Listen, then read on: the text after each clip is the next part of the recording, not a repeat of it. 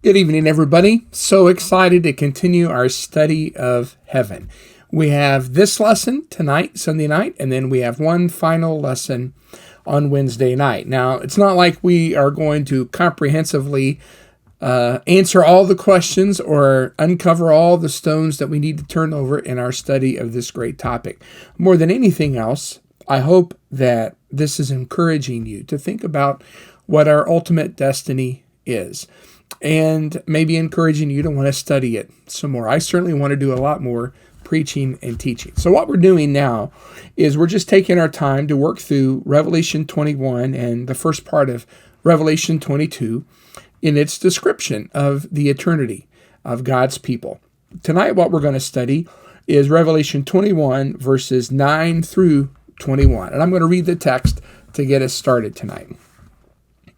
Then came one of the seven angels who had the seven bowls full of the seven last plagues, and spoke to me, saying, Come, I will show you the bride, the wife of the Lamb.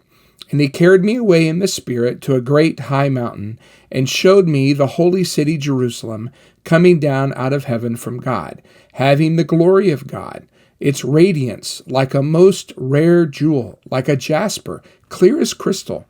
It had a great high wall with 12 gates, and at the gates 12 angels. And on the gates the names of the 12 tribes of the sons of Israel were inscribed.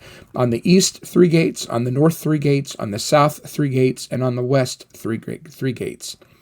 And the wall of the city had 12 foundations, and on them were the 12 names of the 12 apostles of the Lamb.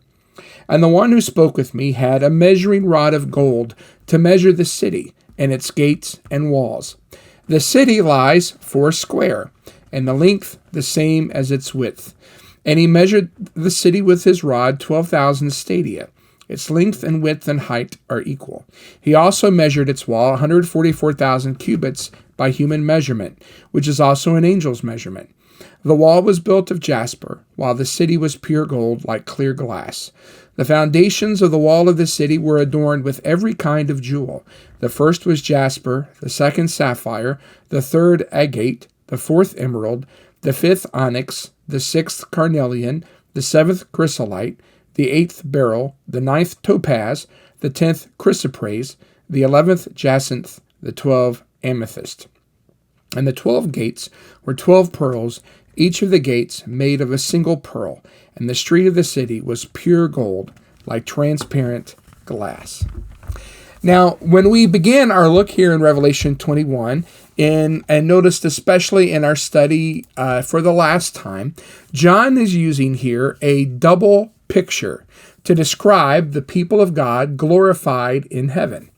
That double picture is of a bride and a city. Now, in our minds, maybe we wouldn't put those two images together, but as we saw in our study last time, those happen to be two images found in the Old Testament that picture the people of God as Zion, the city of God, Jerusalem, and then also as the bride of God. I think the most important thing to bear in mind as we continue this study is that when we read this description of the city, the heavenly Jerusalem, we are not reading a description of a place. We are reading a description of people.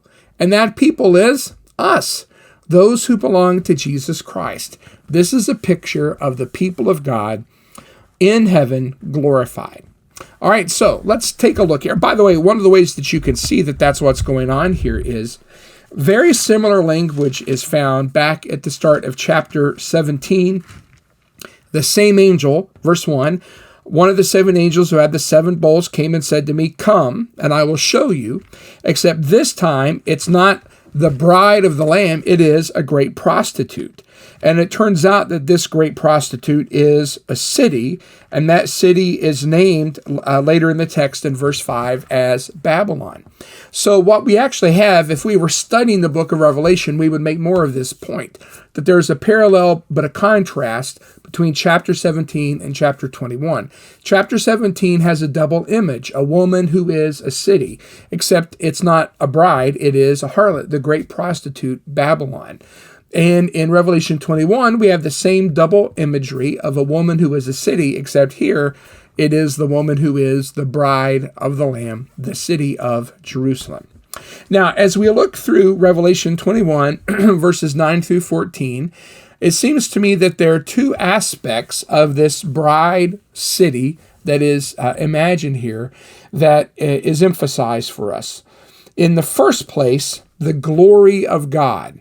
Notice again what it says in chapter 21, verse 11, that this holy city, Jerusalem, coming down out of heaven from God, having the glory of God, its radiance, like a most rare jewel, like a jasper, clear as crystal.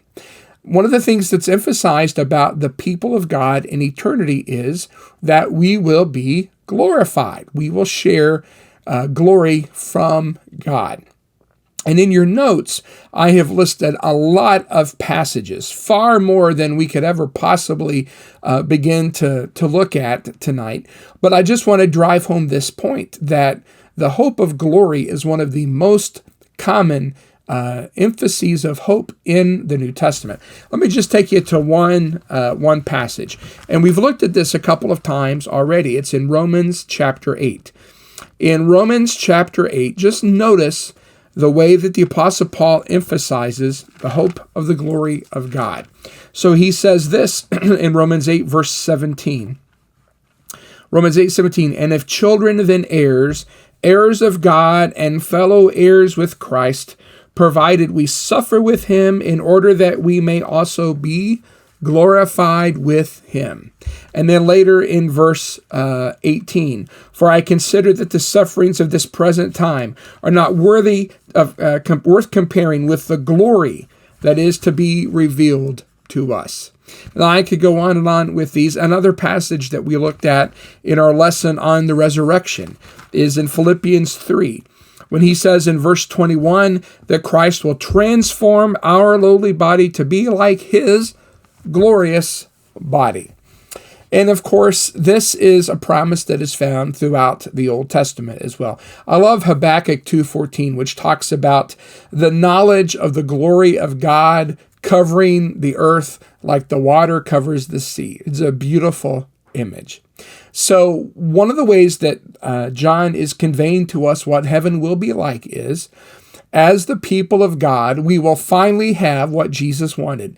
You remember how Paul describes the bride of Christ in Ephesians 5, when he says that Christ gave himself that she would be without spot or wrinkle or blemish, that he might present her to God?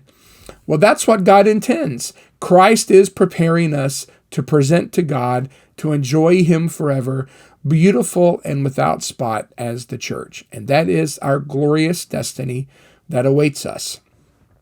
Now, there is another aspect to this combined image of the bride, who is also the city, that is indicated in verses 12 and 13 when it talks about a great high wall. So think about what is the purpose of a wall for a city in the ancient world. Of course, nowadays we have artillery and we have the Air Force and we have missiles. So it doesn't have the same significance it did in the ancient world. But of course, in the ancient world, the purpose of walls was to provide security for the city. And so when John pictures the people of God, the glorified bride, the glorified Jerusalem, as having high walls, it's a way of conveying that we are secure in the presence of God forever. Now, there's a passage in the book of Isaiah, and you may have recalled last lesson how often we kept returning to Isaiah. In Isaiah chapter 54, there is a description of God's promises for his people in terms of, you'll just never guess, a wife and also a city with foundations that is secure. So listen to this language. This is in Isaiah 54 and verse 5. For your maker is your husband, The Lord of hosts is his name, and the Holy One of Israel is your Redeemer, the God of the whole earth he is called. The Lord has called you like a wife deserted and grieved in spirit, like a wife of youth when she's cast off, says your God. For a brief moment I deserted you, but with great compassion I will gather you. In overflowing anger for a moment I hid my face from you, but with everlasting love I will have compassion on you, says the Lord, your Redeemer. And then just a few verses later, listen. Verse 11, O afflicted one, storm-tossed and not comforted, behold, I will set your stones in antimony, and lay your foundations with sapphires. I will make your pinnacles of agate, your gates of carbuncles, and all your walls of precious stones. And your children shall be taught by the Lord, and great shall be the peace of your children. In righteousness you shall be established. You shall be far from oppression, for you shall not fear, and from terror, for it shall not come near to you. So you see how Isaiah 54 takes the same concept of the wife of God, the bride of the Lamb here in Revelation, and a city that is secure and that is safe, and in which there will be no harm. So that is our eternal destiny. Remember, when John talks about this city here in Revelation 21, he's not talking about a place, he's talking about a people, and that people is us. Another interesting thing you can see here in this description of the city/bride is in Revelation 21 and verse 10, he says the location is a great high mountain. And this also reflects the promise of the Old Testament in the way the prophets would think of the exalted Jerusalem, like in Isaiah 2, when the mountain of the Lord's house shall be exalted as the chief of the mountains. And also, you may remember from our initial lesson when we talked about Eden as the special dwelling place of God, that we learn in Ezekiel 28 that Eden was located on God's holy mountain. And so when you put all of that together, the reference to a great high mountain calls to mind Jerusalem, which is where the temple was, where God's dwelling place was. And it also calls to mind Eden, which was where God's dwelling place was. And so that reminds us of those basic points we've been emphasizing all along here in this story of heaven as the dwelling of God and the paradise of God that you and I will get to enjoy, of course, by the grace of God. All right, one other detail that I want to notice here is you may have picked up on the use of the number 12. It says in chapter 21 and verse 12 that the wall of the city had 12 gates, and on the gates the names of the 12 tribes of Israel.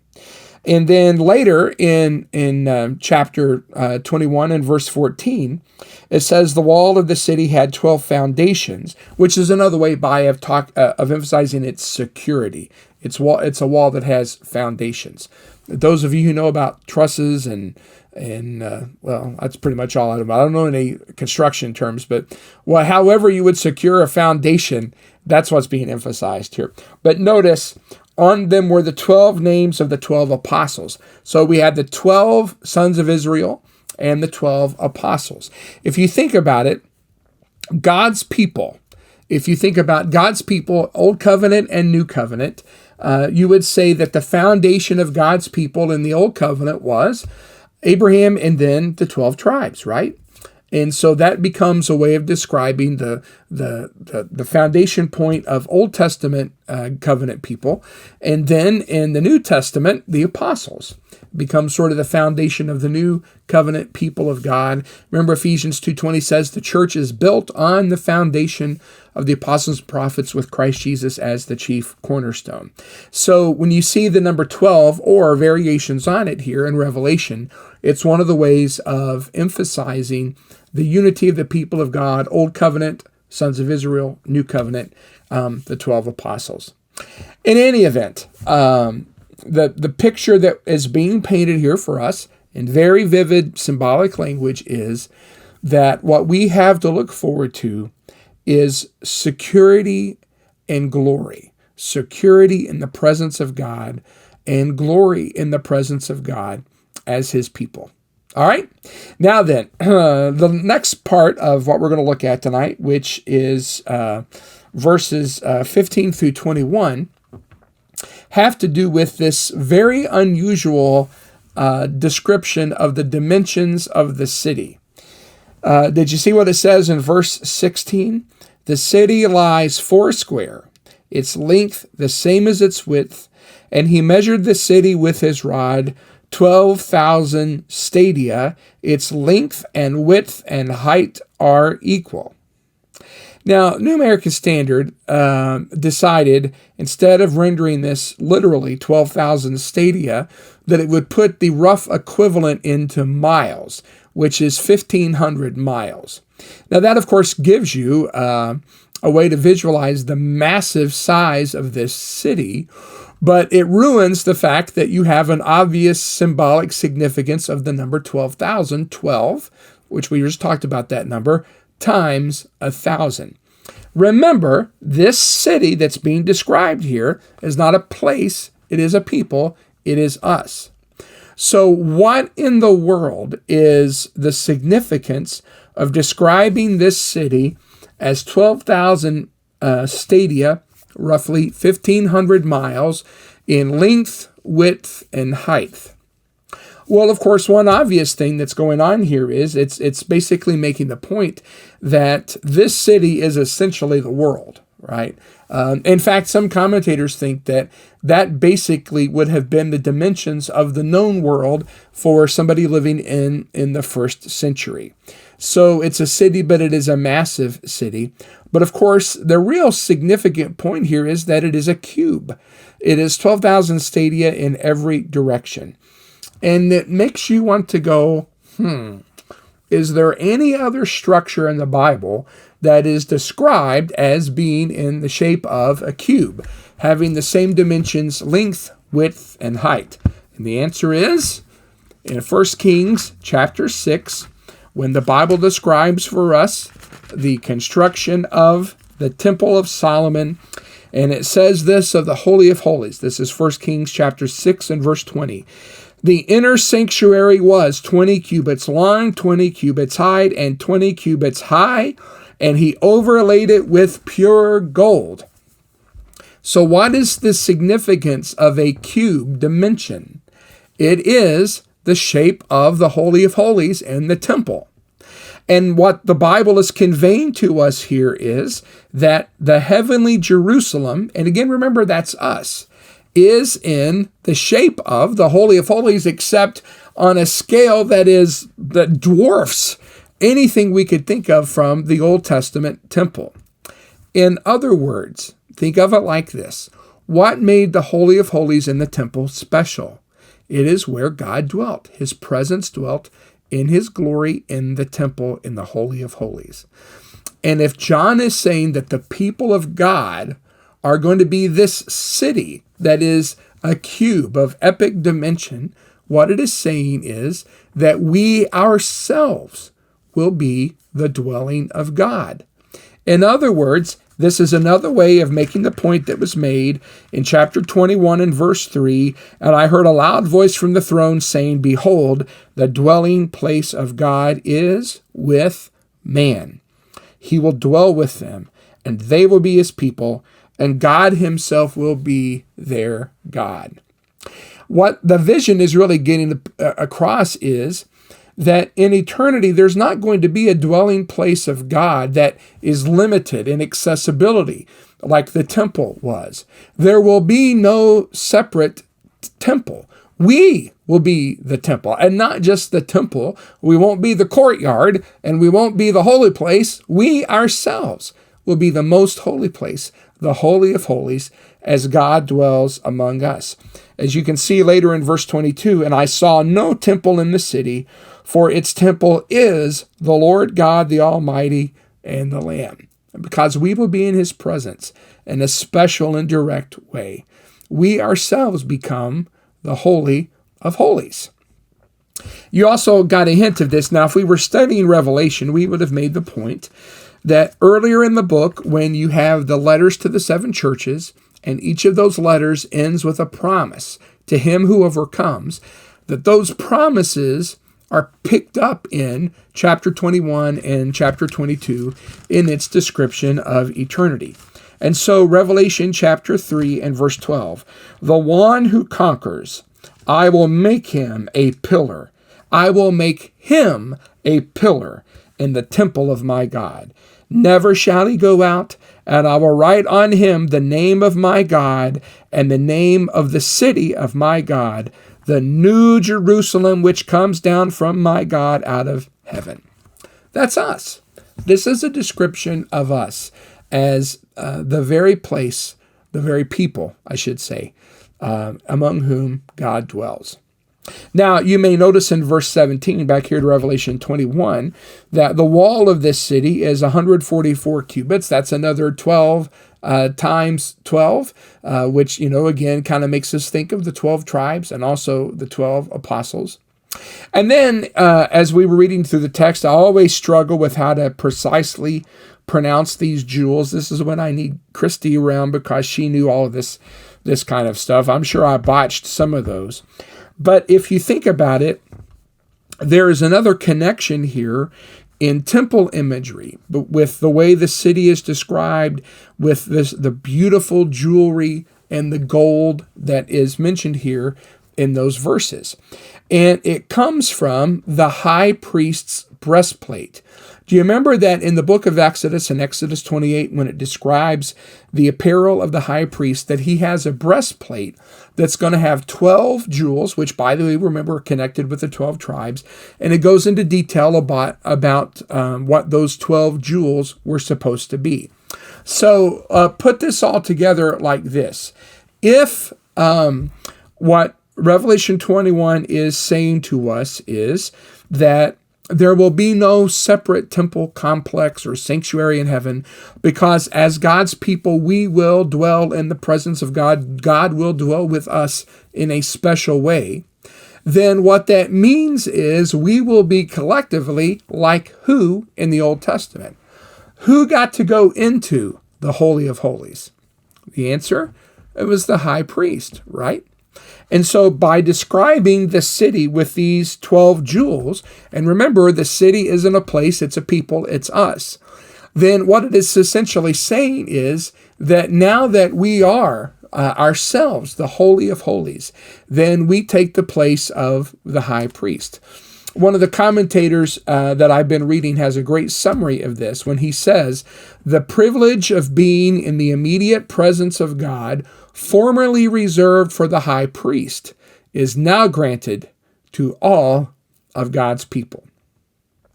So let's step back now and think about the imagery we have been studying. The image, remember, that describes us in eternity is a double image, bride and holy city Jerusalem. Now, if you think about it, we are very familiar with this imagery. We are probably more familiar with the bride imagery just because we know that language is used at several places in the Old Testament and in the New Testament, like in Ephesians 5, to describe the relationship of Christ and the church. But, if you think about it, we are also very familiar with the language of the city, the holy city, Jerusalem, or Zion, because it features in so many of our hymns. Think about how many songs we sing that talk about Zion. And what we're talking about is the church, or the church in eternity, glorified and with God. And as I've pointed out to you, there are several passages in the Old Testament that use this very same imagery. So picturing the people of God as a bride or as a glorified city. And again, in Revelation 21, in the verses that we've looked at in this study, seeing especially three really big points of emphasis. In the first paragraph that we looked at, the points of emphasis are that we have the glory of God, that we share in the glory of God. And secondly, that we are secure. There is no threat of harm. That was already indicated to us in chapter 21 when it talked about there being no sea in the new heavens and new earth. The sea is the source of chaos and evil. But here's another way, a positive way to convey the same point, that there is this great wall. And then the other point of emphasis in the second paragraph that we've looked at tonight is that we will be the Holy of Holies. We will be the most holy place. We will all be like the high priest, all of us having special access to God, no longer, though, limited in one little spot, in one little temple, in one day of the year. But this will be eternity in the presence of God. I think this also helps you to understand why I didn't place like a super emphasis on the exact nature of the new heaven and new earth that we studied last time in chapter 21 and verse 1, and the precise way to envision what the new order, the new creation will be like. I know that some people like to get really, caught up in that and think about how similar it may be to this creation and what we may or may not be able to do. But, honestly, in the picture here in Revelation 21 and 22, the emphasis is not on aspects of a new creation that we can enjoy, like I can go fishing, or I can go hunting, or I can enjoy beautiful mountain vista. Instead, the emphasis is on God.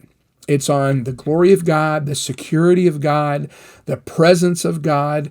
That's what the emphasis is on. And we will especially see that in our final study, in which we'll pick up here at Revelation 21 and verse 22 and go through the first 5 verses of chapter 22, because most of all, what the text is going to emphasize to us is that we will see his face. And we're going to focus in our final lesson in our study of heaven on what it would mean to see God and to see God together.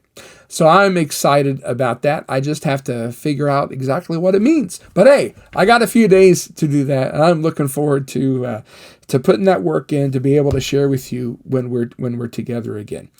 But most of all, I hope that this will encourage you. This book was written to people who were suffering for their faith.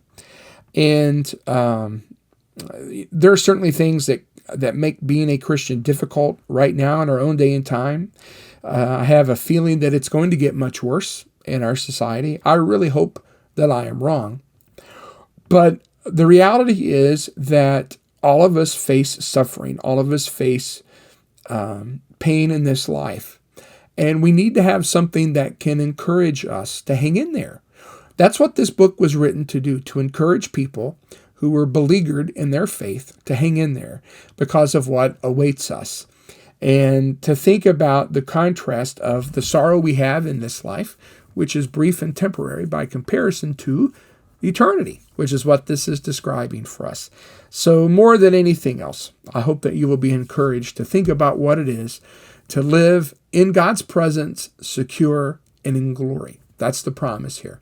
And we've got more to come to study, Lord willing, on Wednesday night.